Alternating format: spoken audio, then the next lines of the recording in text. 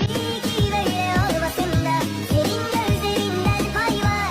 Korkma benle yükselmekten, hiç yıkılmaz bu dağlar. Seni gören kalp tak tak atıyor, kafada şimşek çak çak çakıyor. Habire gördüm aşkların çoğunu, bizdeki her Sana geri dönemezsin çünkü artık sen bir beksin. Benim ortam seni aşar bebeğim. Senin aşkın bizi aşar kızım sen. Telaş zor günde kaçandan olmaz arkadaş. Birimiz tabanca birimiz kurşun. Birimiz masumuz birimiz suçlu. Dirimiz sorun ölümüz kuşku. Onlar için hala yaşlı bir kurdun. İki dost iki deli kurşun gibiyiz halen.